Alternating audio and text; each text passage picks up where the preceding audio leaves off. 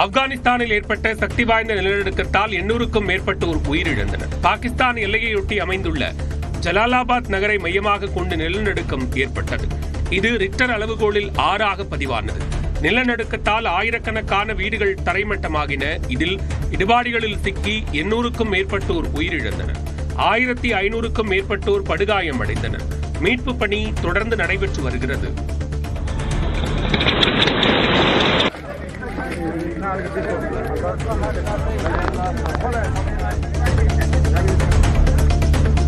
திருச்சி ஸ்ரீரங்கத்துக்கு குடியரசுத் தலைவர் திரௌபதி முர்மு புதன்கிழமை வரவிருப்பதால் அங்கு பாதுகாப்பு முன்னேற்பாடு பணிகள் மேற்கொள்ளப்பட்டன.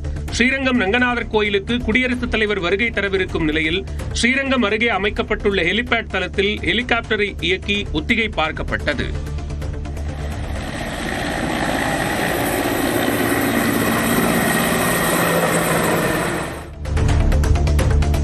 நீலகிரி மாவட்டம் உதகை அருகே தேநீர் கடை மற்றும் பள்ளிக்கூடத்தில் நுழைந்த கரடியால் பொதுமக்கள் அச்சமடைந்தனர்.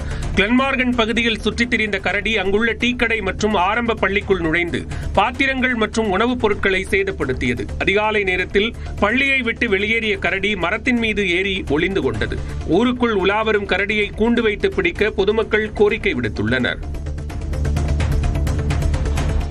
கரூரில் இருந்து சேலத்திற்கு மணல் கடத்தியதாக நாமக்கல்லில் 2 கைது செய்யப்பட்டனர். சேலம் மதுரை தேசிய நெடுஞ்சாலையில் நல்லிப்பாளையம் காவல் நிலைய காவலர்கள் வாகன தணிக்கையில் ஈடுபட்டனர். அப்போது சந்தேகத்தின் பேரில் வந்த லாரிகளை மடக்கி சோதனையிட்டதில் போலி ஆவணங்கள் மூலம் மணல் கடத்தலில் ஈடுபட்டது தெரியவந்தது. இது தொடர்பாக ஓட்டுநர்கள் சசிகுமார், லட்சுமணன் ஆகிய 2 கைது செய்த காவல்துறையினர் 2 லாரிகள் மற்றும் 8 யூனிட் மணலை பறிமுதல் செய்தனர்.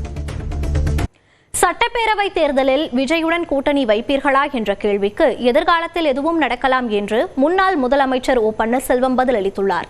தென்காசியில் செய்தியாளர்களிடம் பேசிய அவர், எடப்பாடி பழனிசாமி முதுகில் குத்திவிட்டதாக பிரேமலதா கூறியதற்கு அதிலேயே விளக்கம் இருப்பதாகவும் கூறினார்.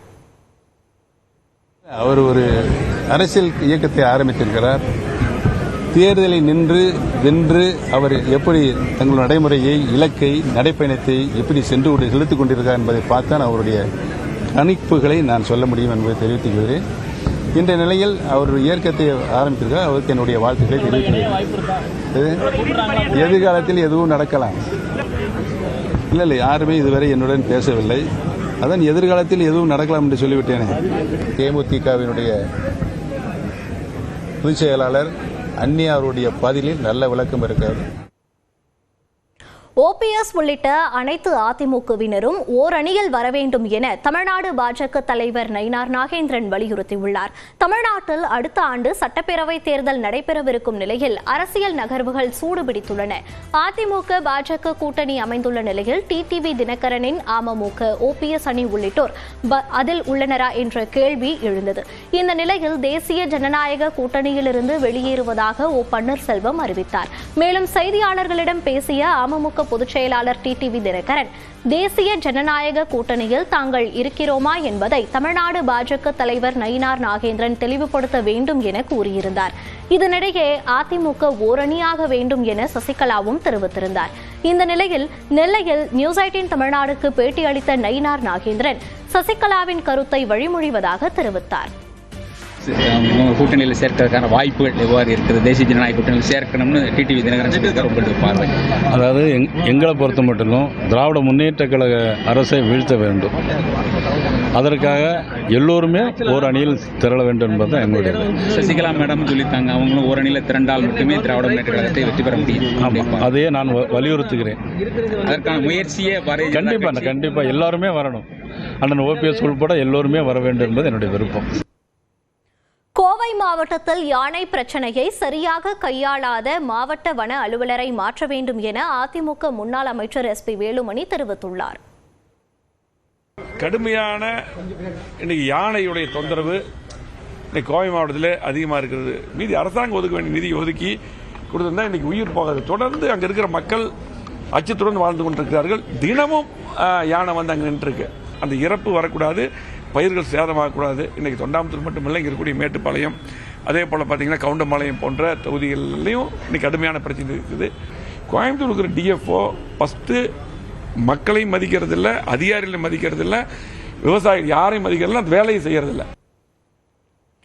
கரூர் மாவட்டம் அரவக்குறிச்சி அருகே வாகன விபத்தில் மூளைச்சாவு அடைந்த 7 வயது சிறுமியின் உடல் உறுப்புகள் தானமாக வழங்கப்பட்டுள்ளன. மறைந்தும் பலரின் வாழ்விற்கு ஒளிவூட்டிய சிறுமி குறித்து விவரிக்கிறது இந்த செய்தி தொகுப்பு.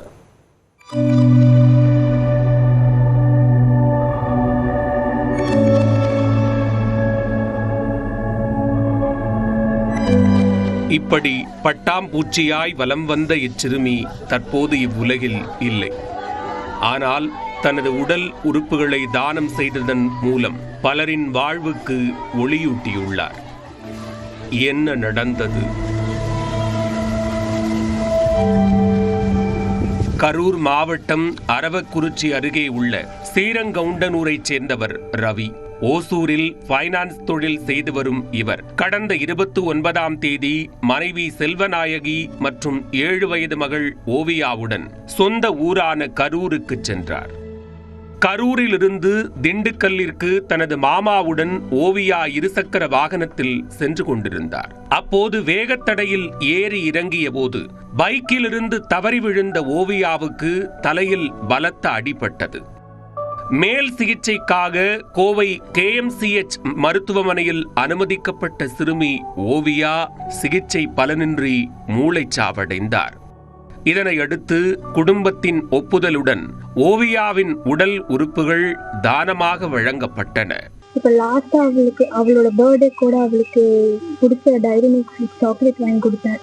இப்ப ஹாஸ்பிட்டல்ல போய் பாக்குறப்ப கையெல்லாம் ஃப்ரீஸ் ஆயிருந்துச்சு. அதை பார்த்து எதுவுமே சொல்ல முடியல. இருந்தாலும் நான் சொன்னேன், ஓவியா உன்னால முடிஞ்சா வந்துரு ஓவியா, என்னைக்கும் எங்களை மறந்துடாத அப்படின்னு சொல்லி என்னால் அதுக்கப்புறம் பார்க்க முடியல.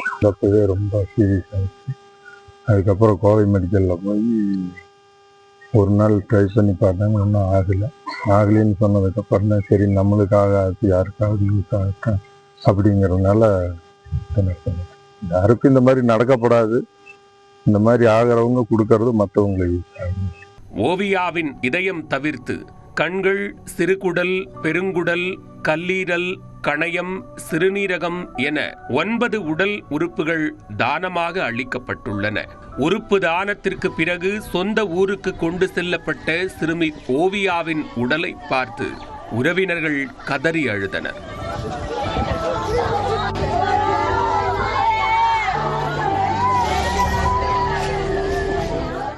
இழப்பு எங்களுக்கு மறக்க முடியாத இழப்புதான். இருந்தாலும் அதோட உறுப்பு கொஞ்சம் 4 பேருக்கு கிடைக்கும்னா நல்லது நடக்கும்னா அது ஒரு மன திருப்தி தான். வேற எல்லாத்துக்கும் அவதான் ரொம்ப செல்ல பிள்ளைங்க, இருக்கலே சின்ன பிள்ளை அவதானே. அவ்வளோ சின்ன வயசா இருந்தாலும் எல்லாத்தையுமே வாங்க போங்கன்னு மரியாதையோட தான் பேசுவாளுங்க. அதே மாதிரி அவ்வளோ சின்ன வயசுலயுமே அவளுக்கு சின்ன வயசுல இருந்தே டிராயிங்ல, அத்லெட்ஸ்ல, ஸ்போர்ட்ஸ்ல தான் நல்லா அத்லெட் ஆகணும்னு ரொம்ப இன்ட்ரெஸ்டிங். நாங்க ஓவியா எங்களை விட்டு போயிட்டான்ற எண்ணம் எங்களுக்கு இல்லை. எங்களோட எப்பயுமே ஓவியா இருப்பாளுங்க. அதே மாதிரிதான். விபத்தால் வாழ்க்கையை இழந்தாலும் உடல் உறுப்பு தானம் மூலம் இம்மண்ணிலும் மக்கள் மனதிலும் என்றும் வாழ்கிறார் சிறுமி ஓவியா. நியூஸ் 8 தமிழ்நாடு செய்திகளுக்காக செய்தியாளர் கார்த்திகேயன்.